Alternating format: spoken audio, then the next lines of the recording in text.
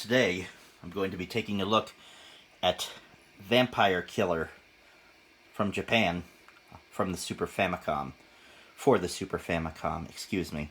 Anyway, as you can see, the Super Famicom cartridges had the same problem that we had with the N64 cartridges in America. No N labels. But anyway, I played it and beat Dracula the other night, and as far as I can tell, the changes are little to none when this came overseas to America in the form of Castlevania, Super Castlevania IV for the Super Nintendo.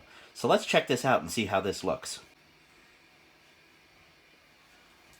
Now, in case you didn't know, Castlevania, or Vampire Killer as it's known in Japan, is based on real, actual battles that actually took place in ancient Transylvania. And we're gonna play some Vampire Killer and just play through the game so you can see for yourself what kind of differences, if any, that there were between the US and the Japanese version of Vampire Killer. Again, known in the West as Super Castlevania IV. And like I said, this game is based on actual battles that actually took place in ancient Transylvania. So here's these jumping skeleton monsters who throw bones at you.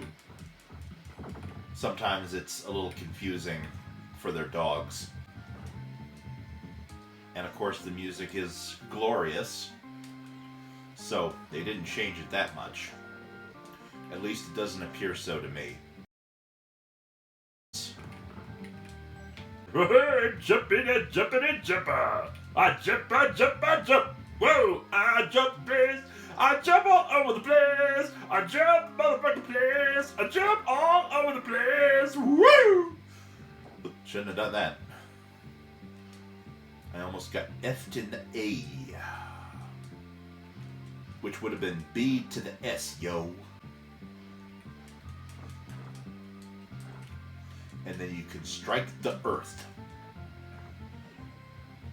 Okay, we're right here at the boss room. And so here's this giant horseman. And of course, you attack his weak point for massive damage. Like I said, this game is based on actual battles that actually took place in ancient Transylvania. Or was it Japan? I don't remember. It doesn't matter. The point is, this game is 100% realistic because it's based on actual battles that actually took actual place in ancient Japan. So, here's this giant spider hanging out of the sky, and you attack his weak point for massive damage.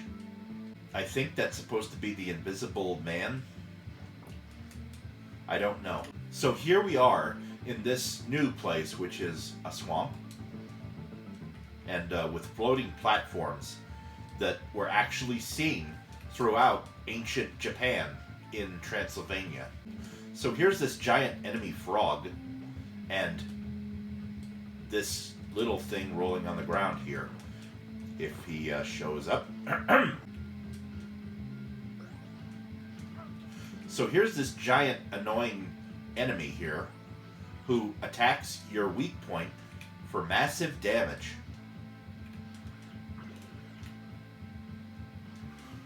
And then of course the drumstick restores your health because that's what all drumsticks do. You don't use them for playing the drums, you use them for restoring your health. And of course here's, I don't know what the hell this thing is. It's, oh, I hate that Medusa looking thing. Ooh.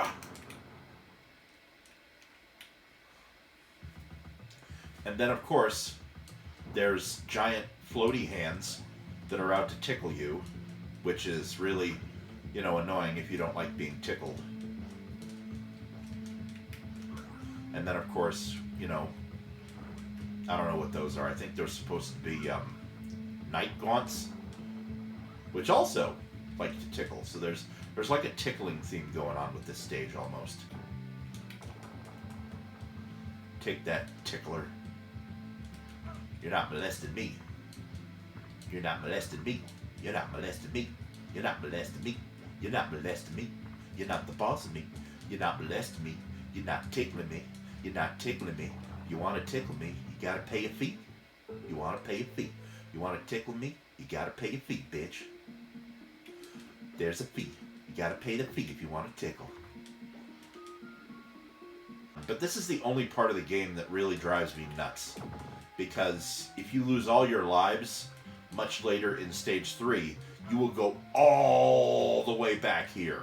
I've always kind of felt that the difficulty with Super Castlevania IV has always been at least fairly fair. Because the challenge is nowhere near as ridiculous as it is in the original Castlevania for the NES or Dracula's Curse, which are both pretty hardcore, difficulty games. Boner pills. Bone pillars, boner pills. Boner pill, blah, blah, blah, blah, blah.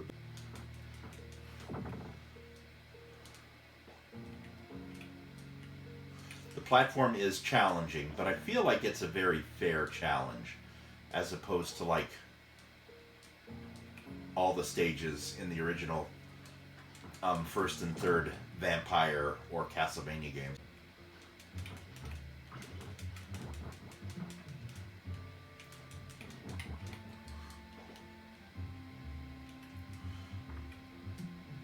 Now, I'm gonna play until I lose a life.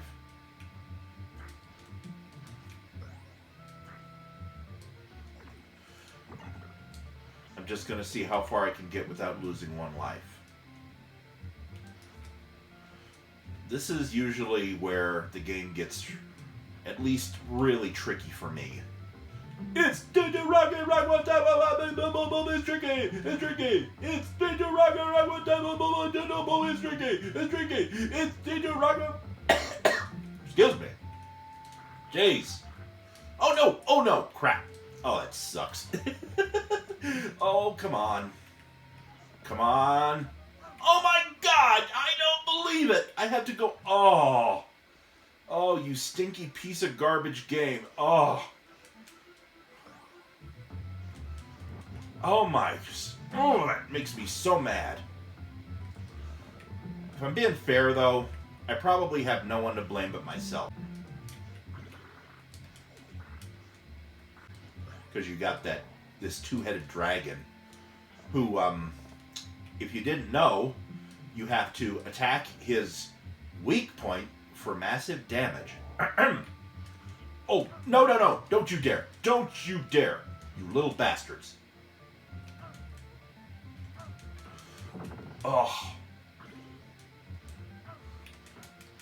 Oh, just wasted that drumstick. Bloody hell.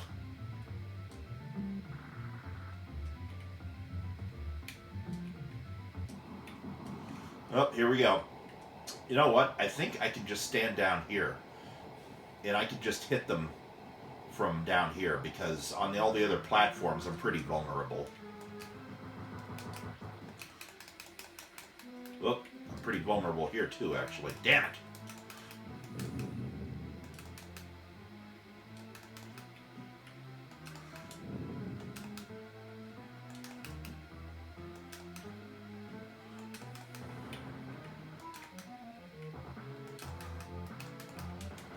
Alright!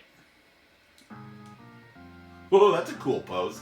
Alright, well, yeah, as you can see, there's almost no difference at all between Vampire Killer, Super Vampire Killer, whatever it's called, for the Super Famicom, and Super Castlevania IV for Super Nintendo North American version. So anyway, I hope you all enjoyed that. You all have a good night, okay? Bye.